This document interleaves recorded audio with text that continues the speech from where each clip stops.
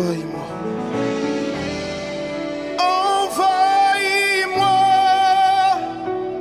de ton esprit.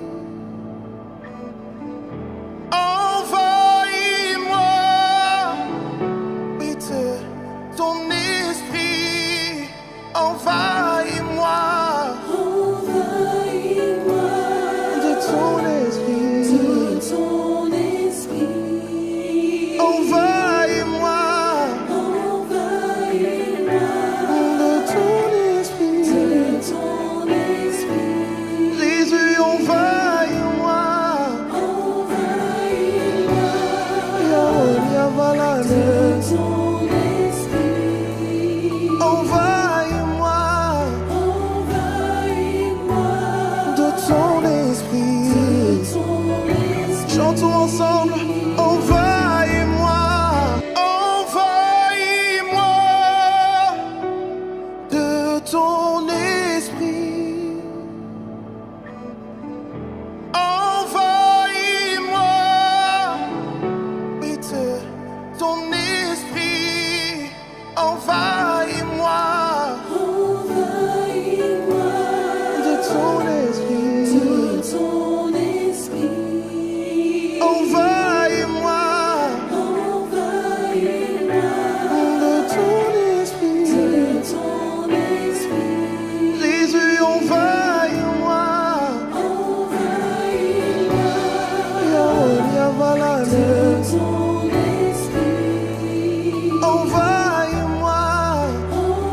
Envahis-moi de ton esprit.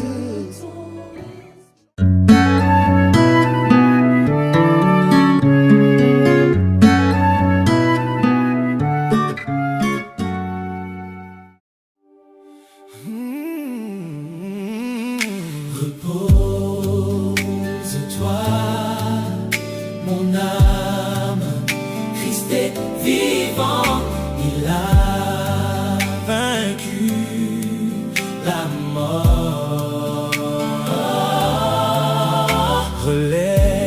Relève-toi et prends courage, Christ a vaincu ce monde. Et quand arrive la nuit autour de moi, mon âme ne craint rien. Relève-toi et prends courage, Christ a vaincu ce monde. Il a donné sa vie pour toi et pour moi, et pour moi, et pour moi. Il reviendra chercher ses élus.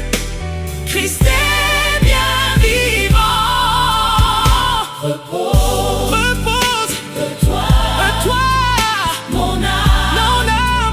Christ est vivant. Il a vaincu la mort.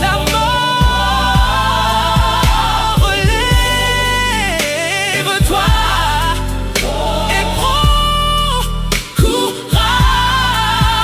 Christ a vaincu ce monde. Auteur-compositeur, pasteur Jean-Claude Nkoulishaba.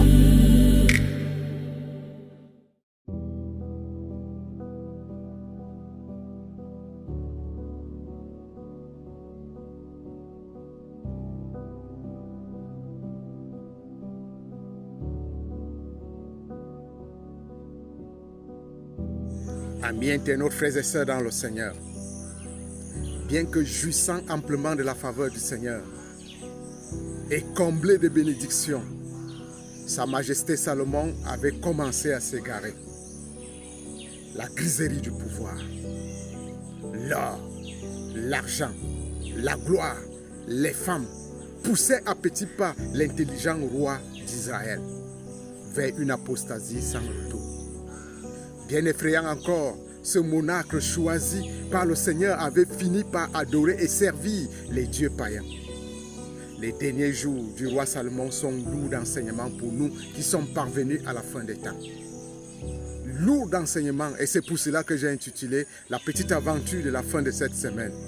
Ainsi sonne le glas les derniers jours du roi Salomon.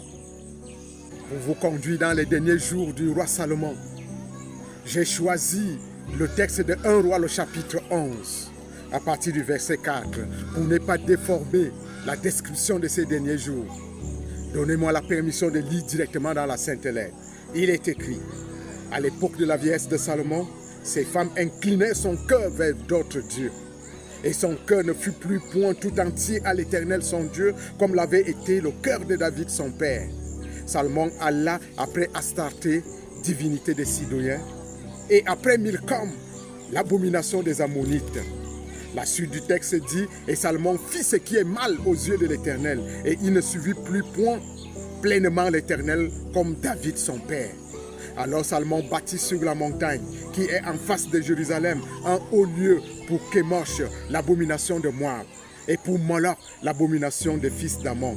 Et il fit ainsi pour toutes ces femmes étrangères qui offraient des parfums et des sacrifices à leur Dieu. L'Éternel fut irrité contre Salomon parce qu'il avait détourné son cœur de l'Éternel, le Dieu d'Israël, qui lui était apparu 2 fois. Il lui avait à cet égard défendu d'aller auprès d'autres dieux. Mais Salomon n'observa point les ordres de l'Éternel.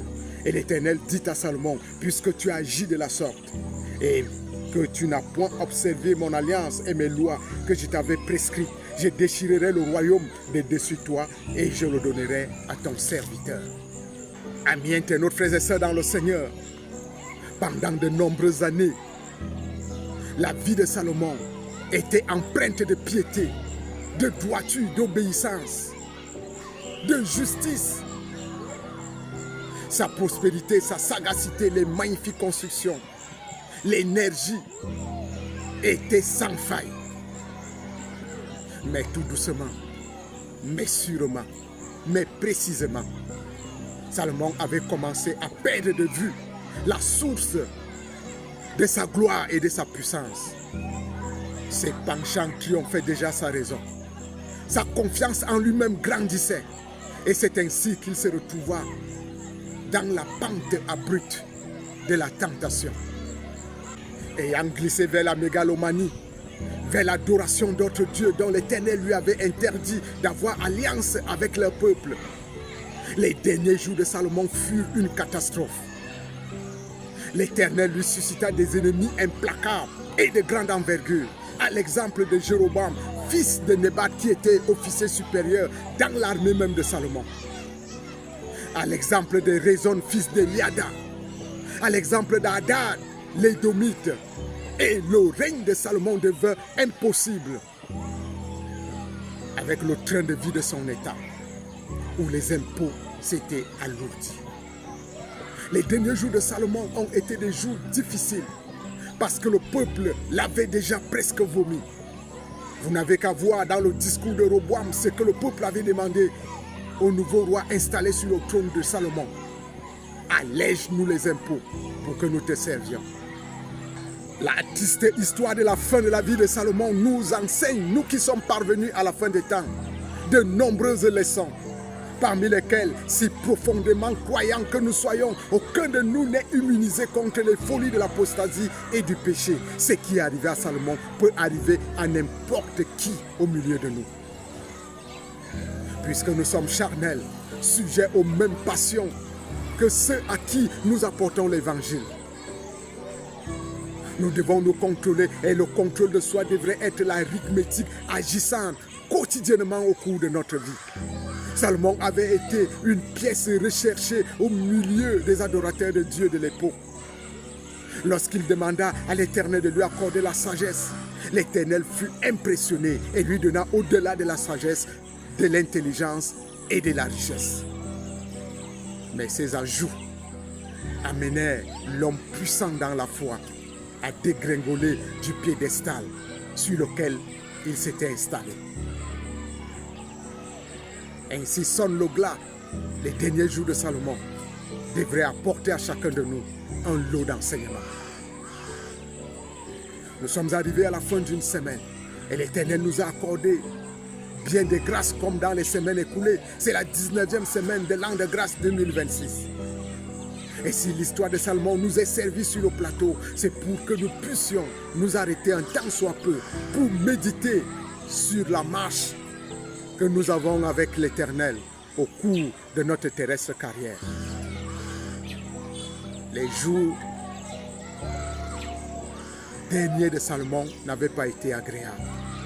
Mais l'homme s'était rattrapé parce que c'est lui l'écrivain du livre de l'Ecclésiaste où il reconnaît que tout est vanité et poursuite du vent.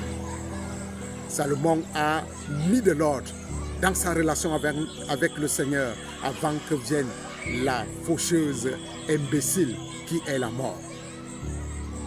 Et c'est ainsi qu'il nous a laissé des joyaux dans le livre de Dieu qui est la Bible.